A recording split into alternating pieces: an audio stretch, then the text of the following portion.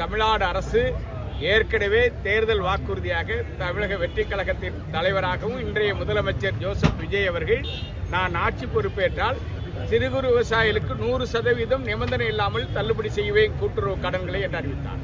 பெரு விவசாயிகளுக்கு 50% கடன் தள்ளுபடி செய்வேன். இதை நான் மற்ற அரசியல் கட்சிகள் போல் வாக்குறுதியை கொடுத்துவிட்டு ஏமாற்ற மாட்டேன், உடனடியாக நான் தள்ளுபடி செய்வேன் என்று சொன்னார்.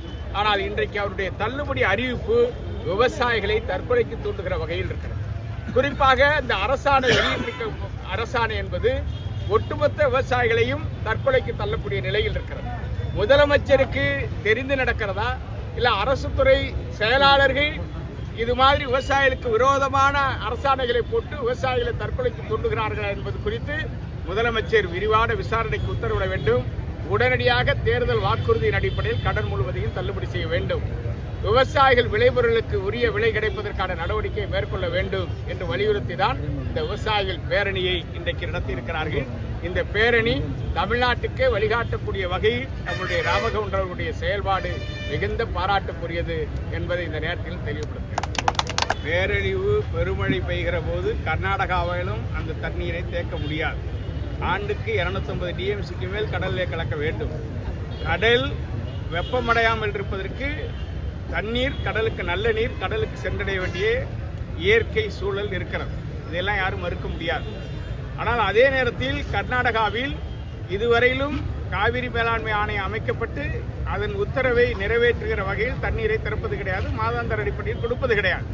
ஆனால் அவர்கள் சொல்லுவது நாங்கள் உபரி நீரை தான் தமிழ்நாட்டிற்கு விடுவிக்கிறோம் என்று சொல்கிறார்கள். அந்த உபரி நீரையும் தமிழ்நாடு எல்லையில் அணையை கட்டி நான் குடிநீர் என்கிற பேரில் அதை தேக்குவார்கள். ஆனால் ஒட்டுமொத்த தமிழகத்தில் சென்னை உட்பட 11 மாநகராட்சியை உள்ளடக்கிய 32 மாவட்டங்கள் வாழக்கூடிய 5 கோடி மக்களுடைய குடிநீர் ஆதாரம் பறிபோகும். சுமார் நேரடியாகவும் மறைமுகமாகவும் 25 லட்சம் ஏக்கர் விளைநிலங்கள் பாலைவனமாக மாறும்.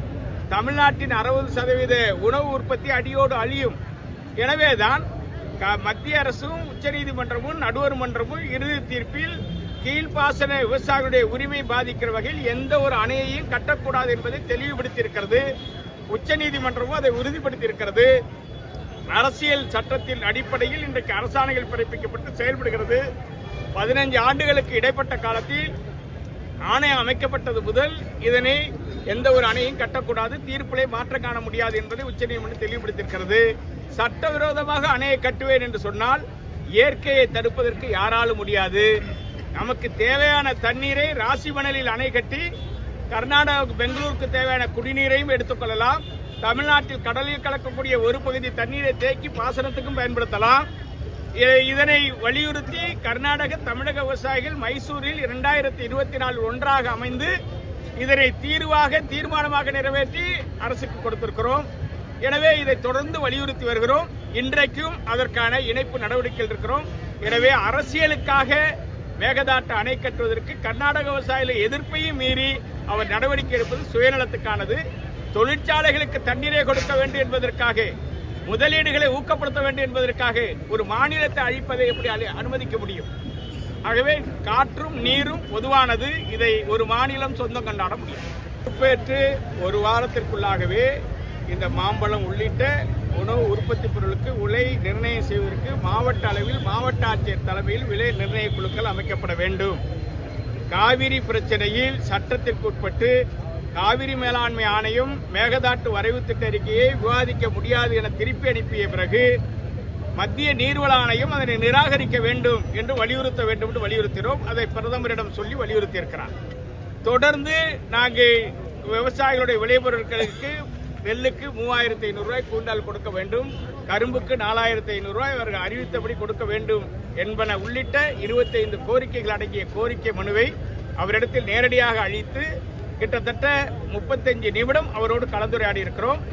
கல்லுக்கான அனுமதி வேண்டும் என்பதை சொல்லியிருக்கிறோம். மறுபரிசீலனை செய்யப்படும் என்று வேளாண்மைத்துறை அமைச்சர் நேற்றும் என்னிடத்திலே சொல்லியிருக்கிறார்.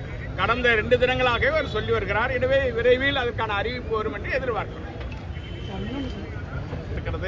ஆனால் அதற்காக கையகப்படுத்தப்பட்ட நிலங்கள் விவசாயிகளிடம் ஒப்படைக்க மறுப்பது வன்மையாக கண்டிக்கத்தக்கது. இதனை முதலமைச்சர் சிறப்பு கவனம் செலுத்தி ஓசூரில் கைப்பற்றப்பட்டிருக்கிற நிலங்கள், அந்த நிலங்களுடைய மதிப்பே பல மடங்கு உயர்ந்திருக்கிறது.